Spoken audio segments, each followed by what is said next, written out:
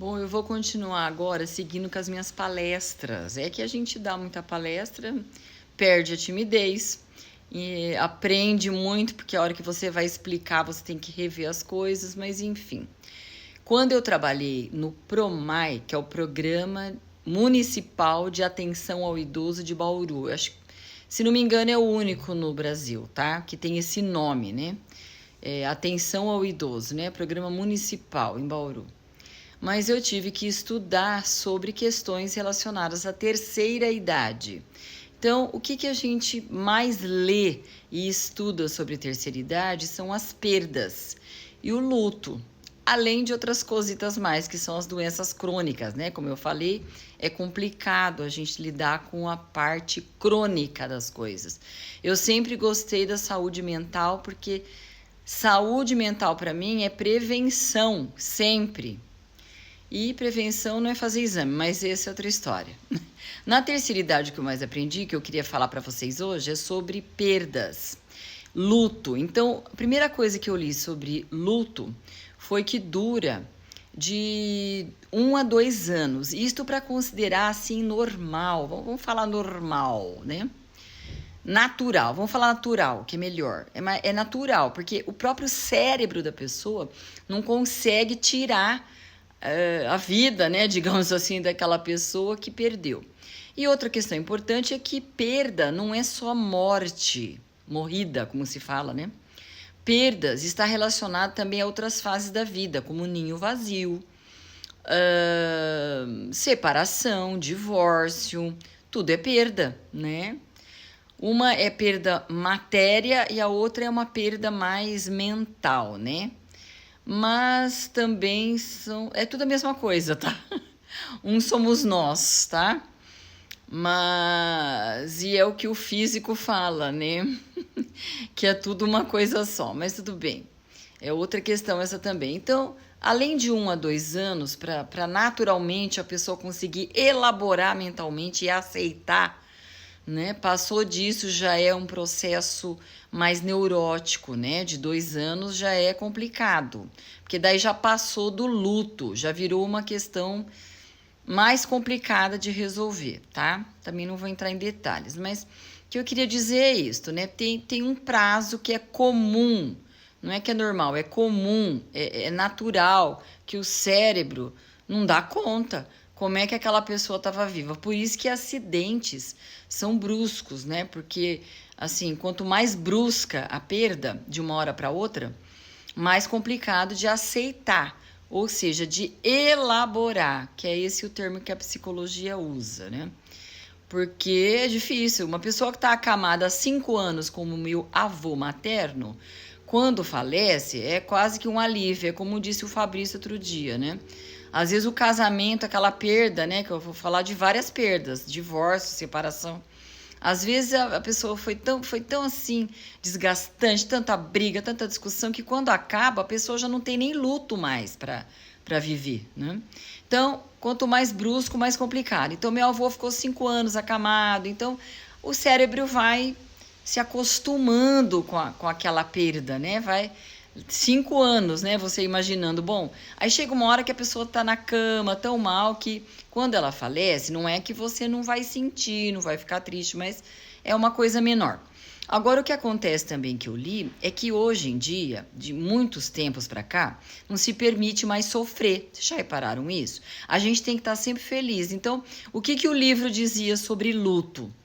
Antes, vamos fazer uma analogia. Antes, bastante tempo atrás, você usava preto, você não escutava música, você usava umas faixas no braço e você podia viver seu luto e sua tristeza sossegado, né? Resumindo.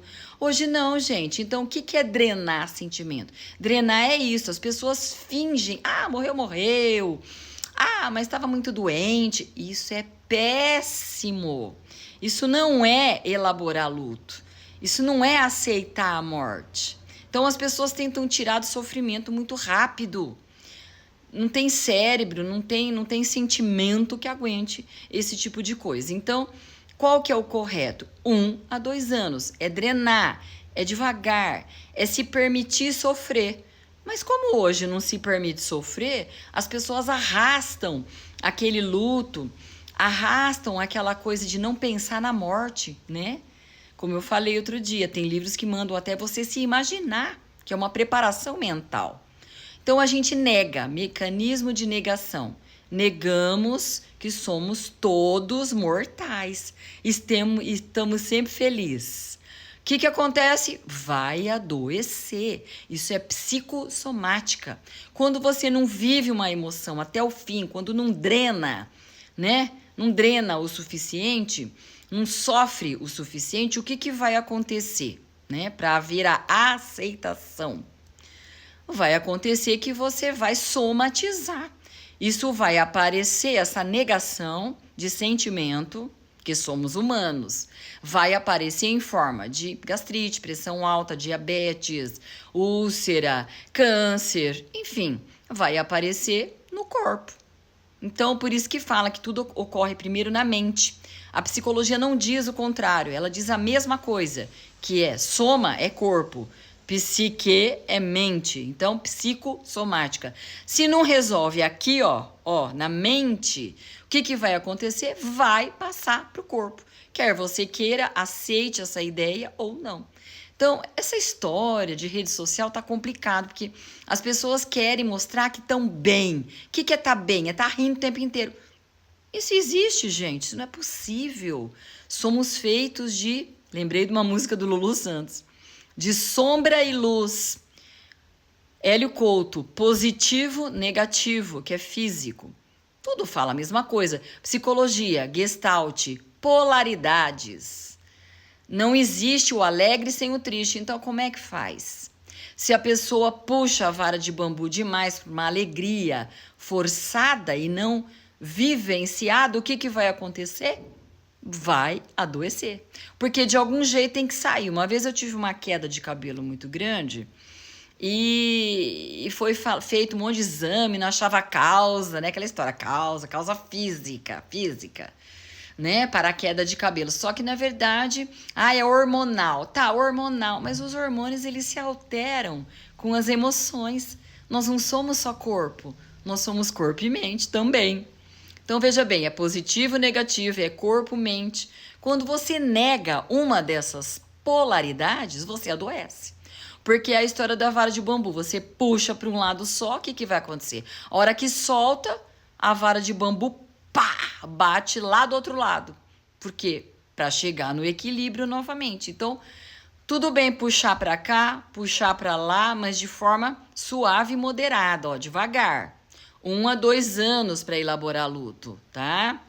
Ninguém tá falando que você não sabe nadar, vai se jogar numa piscina sem água de cabeça.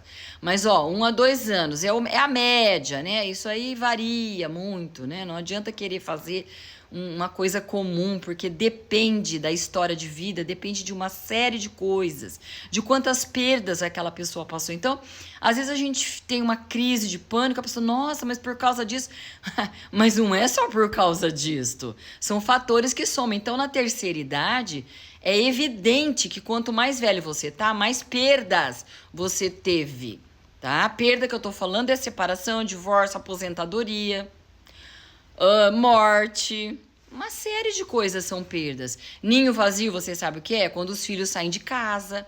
Por quê? Porque a pessoa colocou muita energia, muita vida dela em pai, em ser mãe. E aí, quando sai de casa, fica aquele vazio, né? A casa fica vazia. Então, se você nega tudo isso, você vai adoecer. Então, as redes sociais, elas não estão ajudando muito, porque... Na rede social, todo mundo quer parecer feliz. Então, acabou de morrer. Não tem problema. Como assim, gente? Lembra como que era o luto antes. Luto. Eu, por exemplo, quando meu pai morreu, o barulho da televisão me irritava. Desliga isso, né? Desliga isso. Então, assim, quando a gente não lida com a questão do luto de forma adequada, é complicado. Vai para alguma parte do seu corpo, porque começa na mente, sim, vai para alguma parte do seu corpo e você vai adoecer. Simples assim.